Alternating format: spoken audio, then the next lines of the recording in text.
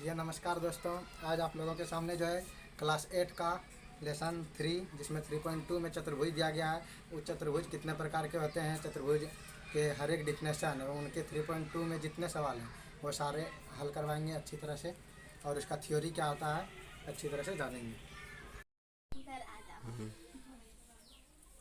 चलिए तो आज हम सब चतुर्भुज को अच्छी तरह से जान लेते हैं। चतुर्भुज किसे कहते हैं, पहला क्वेश्चन है चतुर्भुज किसे कहते हैं। तो चतुर्भुज के बारे में जानेंगे तभी जो है इस चैप्टर का जो सॉल्यूशन अच्छी तरह से हो सकेगा। तो चतुर्भुज जो है चार भुजाओं से घिरी। चतुर्भुज की नाम से ही पता चलता है चतुर्भुज। यहाँ पर चतुर का मतलब होता है चार और भुज का मतलब होता है भुजा। कहने का मतलब हुआ कि चार भुजाओं से जो आकृति बनेगा उसी को हम क्या बोलेंगे, चतुर्भुज बोलेंगे। तो उसी तरह लिखेगा यहाँ पर, इसका डेफिनेशन है कि चार भुजाओं से घिरी हुई बंद आकृति को चतुर्भुज कहते हैं।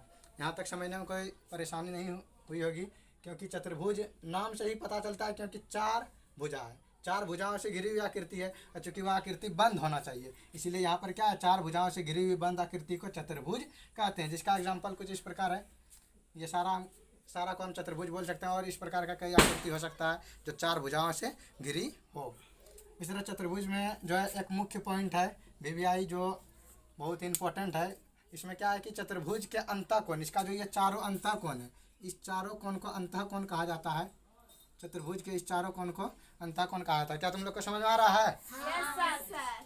तो ये जो है अंतःकोण है, चतुर्भुज के चारों कोण अंतःकोण है। इसी अंतःकोण का योग, चतुर्भुज के जो चारों अंतःकोण है उसका योग कितना होता है, 360 डिग्री। इसको जरूर याद रखें। समझ आ रहा है ना? चलो उसके बाद है समलम चतुर्भुज। चतुर्भुज का ही कुछ प्रकार है, इसमें समलम चतुर्भुज है, समांतर चतुर्भुज है और एक सम चतुर्भुज है, जिसको आगे भी देखेंगे। ठीक, तो समलम चतुर्भुज है तो वैसा चतुर्भुज जिसके दो सम्मुख भुजाओं के युग्म में से एक युग्म समांतर हो। सम्मुख भुजा क्या होता है, वैसा चतुर्भुज जिसके दो सम्मुख भुजा। ये सम्मुख भुजा क्या होता है, ये जो आमने सामने की भुजा होता है, इस आमने सामने की भुजा को ही सम्मुख भुजा कहते हैं। जैसे ये बी डी ए सी का क्या आ गया, सम्मुख भुजा आ गया। उसी तरह ए बी सी डी का क्या आ गया, सम्मुख भुजा आ गया। अगर इस फिगर में देखा जाए तो इसमें जो है ए बी सी डी का सम्मुख भुजा आ गया। उसी तरह इसमें देखा जाए तो ए बी जो है सी डी का सम्मुख भुजा हो गया। तो यहाँ पर बोला गया कि वैसे चतुर्भुज जिसके दो सम्मुख भुजा, तो इसमें सम्मुख भुजा ये भी है और ये भी है, दो को सम्मुख भुजा, इसमें भी दो सम्मुख भुजा है और इसमें भी दो सम्मुख भुजा है। तो दो सम्मुख भुजाओं के युग्म, दो युग्म है, उसमें से एक युग्म समांतर हो। कितना बोला, दो युग्म तो है, ये भी एक युग्म हुआ, ये दोनों भुजा और ये दोनों भुजा, दो युग्म हुआ। ये भुजा और ये भुजा, दो युग्म हुआ। दो युग्म में से एक ही युग्म समांतर हो। क्या हो कि दो युग्म में से एक ही युग्म समांतर हो, तो वैसे चतुर्भुज को क्या बोला जाता है, समलम चतुर्भुज कहा जाता है। कोई दिक्कत नहीं सर। तो वैसे चतुर्भुज को समांतर चतुर्भुज कहा जाता है, जिसका यहाँ दिया गया कि सभी चित्रों में जो है ए बी समांतर है सी डी का। तो इसका कोई एक युग्म सम्मुख हो रहा है, कोई एक सम्मुख युग्म जो है समांतर हो रहा है, इसीलिए ये क्या हो गया, मेरा समलम चतुर्भुज हो गया। उसके बाद अगले चतुर्भुज है समांतर चतुर्भुज, जिसको अच्छी तरह से जानना है। वैसे चतुर्भुज जिसके दो सम्मुख भुजा, क्योंकि यह चतुर्भुज है तो चतुर्भुज में हमेशा दो सम्मुख भुजा होगा। उसी तरह इसमें दो सम्मुख भुजा था, उसी तरह इसमें भी दो सम्मुख भुजा है। और समलम चतुर्भुज में दो सम्मुख भुजा में से एक ही युग्म समांतर था। दो सम्मुख भुजा में कितना युग्म समांतर था, एक ही युग्म समांतर था। और इसमें कितना है, इसमें बोला कि वैसा चतुर्भुज जिसके दो सम्मुख भुजाओं में से, भुजाओं के युग्म में से आपस में समांतर हो, वो दोनों क्या हो, आपस में समांतर हो। इसका फिगर यहाँ पर नहीं बना है तो आप देख सकते हैं कि ये भी एक दूसरे के समांतर है और ये भी एक दूसरे के समांतर है। तो समांतर चतुर्भुज किसको बोलेंगे, जिसमें दोनों युग्म क्या हो, आपस में समांतर हो, तो उसे जो है समांतर चतुर्भुज कहा जाता है। तो चलिए आगे है सम चतुर्भुज। तो सम चतुर्भुज को समझते हैं। वैसा चतुर्भुज जिसकी सभी भुजाएं, यानी कि वैसा चतुर्भुज जैसे ये फिगर दिया गया है, तो इसका देखो चतुर्भुज का एक भुजा, दो भुजा, चार भुजा तो होता ही है। इसका सभी भुजा क्या है, देखो सभी भुजा समान लंबाई का हो। अगर मान लेते हैं ये मेरा 5 सेंटीमीटर का है, वैसे होगा नहीं 5 सेंटीमीटर का, मान लेते हैं 5 सेंटीमीटर का, तो ये भी कितना होना चाहिए, 5 सेंटीमीटर होना चाहिए। ये भी कितना होना चाहिए, और ये भी कितना होना चाहिए, 5 सेंटीमीटर। कहने का मतलब वैसा चतुर्भुज जिसकी सभी भुजा की लंबाई क्या हो, समान हो, यानी कि बराबर हो, एक तरह से बराबर ही बोल सकती है। तो इसका देखो सभी भुजा की लंबाई बराबर है, ए बी बी सी के ए बी क्या है सी डी के बराबर है, फिर ए डी सब मतलब सब आपस में क्या है बराबर है। तो उसे क्या बोलते हैं हम लोग समचतुर्भुज कहते हैं। कोई दिक्कत नहीं। चलो आगे बंद कर देंगे।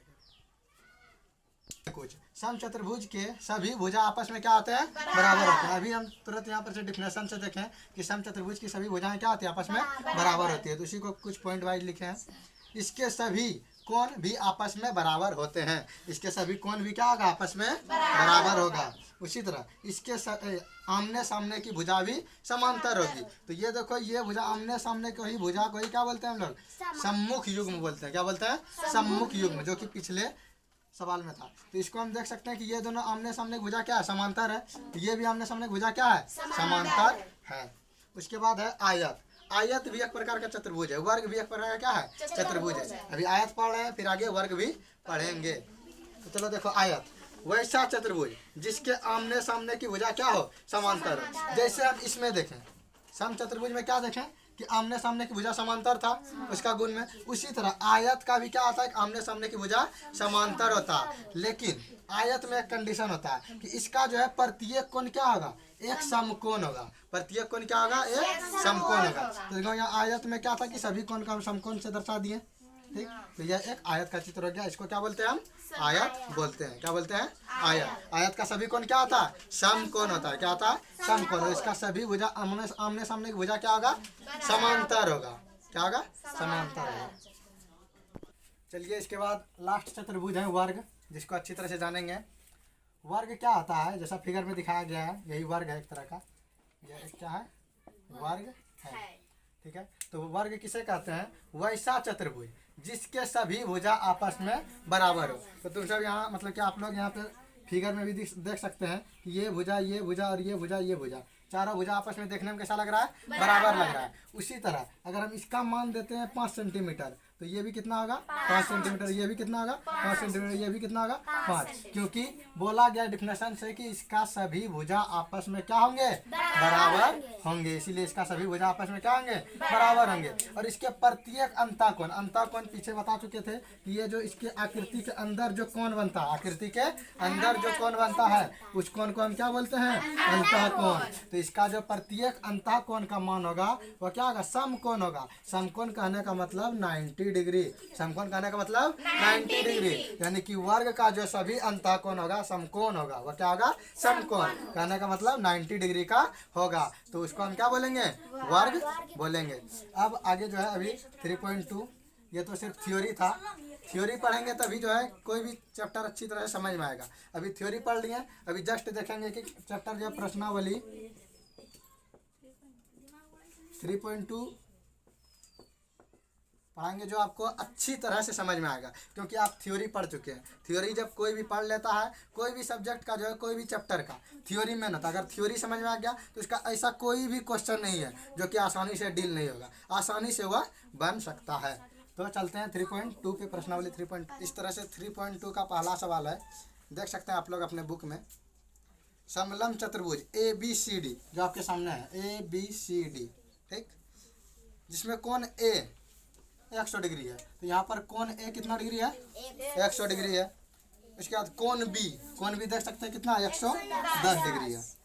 तो बोला जा रहा है कि तब दोनों कोणों की माप यानी कि शेष दोनों कोणों की माप ज्ञात करें।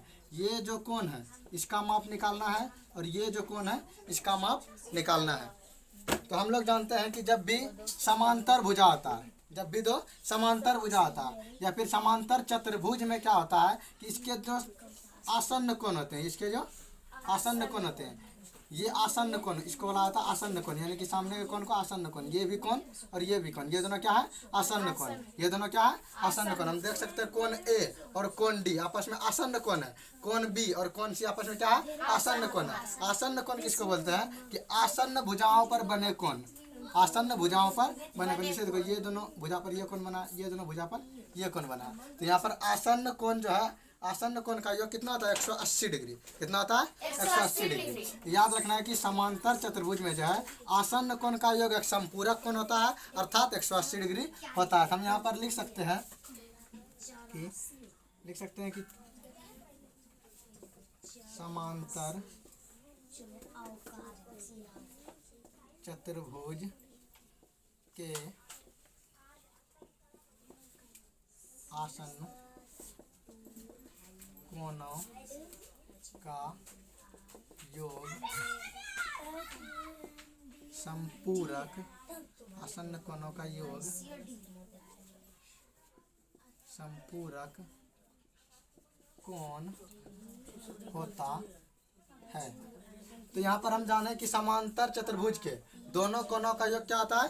एक संपूरक कोण होता है। एक संपूरक कोण होता है। तो यहाँ पर ये दोनों का योग क्या होगा? एक संपूरक कोण अर्थात 180। तो हम लिख सकते हैं इसको कोण ए को BAD लिख सकते हैं, कोण BA और D प्लस यहाँ पर ए पर कौन बन रहा था तो एंगल ए पर बन रहा है। अब प्लस अगर डी को जोड़ते हैं कौन ADC, कौन ADC। तो जब हम जाने कि ये दोनों का योग क्या होगा? एक संपूरक कोण होगा। तो हम ये दोनों को जोड़ दिए और जोड़ेंगे तो संपूरक कोण का मान कितना होता है? 180 डिग्री। तो हम देख लिए यहाँ पर कौन ए और प्लस कौन डी, जब ये दोनों को जोड़ेंगे, ये दोनों कोण को कौन ए और कौन डी को जोड़ेंगे तो वह क्या होना चाहिए? संपूरक कोण होना चाहिए। क्या होना चाहिए? संपूरक कोण। तो यहाँ पर हम देख रहे हैं कि कौन BAD का वैल्यू दिया हुआ है कितना? 100। ये नहीं दिया हुआ, इसको यही रहने देते हैं, यहाँ पर 180। अब हम इसको चूंकि इसका मान निकालना है तो इसको यहीं पर रहने देंगे और इसको क्या करेंगे? उधर लेते जाएंगे। और जानते हैं कि जब ये प्लस में रहता है तो उस साइड जाता है किस में होता है? माइनस में। इसीलिए क्या हो जाएगा? कौन ADC is equal to 180 minus 100 कितना हो जाएगा? 80 डिग्री। तो ये मेरा कौन ADC कितना निकल गया? 80 डिग्री निकल गया। उसके बाद अगला है कौन B और कौन C। उसी तरह से कौन B और कौन C भी आपस में क्या होगा? संपूरक कोण होगा। कौन B और कौन C भी क्या होगा? संपूरक कोण होगा। इसीलिए हम इसको भी लिख सकते हैं कि कौन ABC लिख सकते हैं, क्योंकि B पर कौन बन रहा है तो क्या लिखेंगे? कौन ABC। तो लिख देंगे कौन AB और C। कौन किस पे बन रहा है? B पर। अब प्लस क्या करेंगे? कौन C को, यानी कि कौन BCD। क्या लिखेंगे? कौन BCD इज इक्वल टू कितना होगा? 180, क्योंकि ये संपूरक बन रहा है तो यहाँ कितना हो जाएगा? 180 डिग्री। अब हम जान सकते हैं कि इसका वैल्यू तो दिया हुआ पहले से 110 दिया हुआ है, यहाँ पर लिख देते हैं 110 डिग्री। अब प्लस ये तो नहीं दिया हुआ, इसको यही रहने देंगे। BCD बराबर कितना दिया है? 180। तो ये प्लस में उधर के माइनस में, तो कौन BCD इज इक्वल टू क्या हो जाएगा? 180 माइनस 110 इज इक्वल टू कितना हो जाएगा? 70 डिग्री। तो कौन BCD कितना हो गया? 70 डिग्री। यहाँ पर से दोनों कोण का मान जो है आसानी से निकल गया। क्योंकि हम इसका थ्योरी समझ चुके थे इसीलिए अच्छी तरह से इसको समझ पाए। अच्छी तरह से समझ में आया होगा। अगर अच्छी तरह से समझ में आया हो, ये वीडियो पसंद आया हो तो इसको लाइक और सब्सक्राइब करना ना भूलें। अगर सब्सक्राइब कर चुके हैं तो लाइक ज़रूर करें।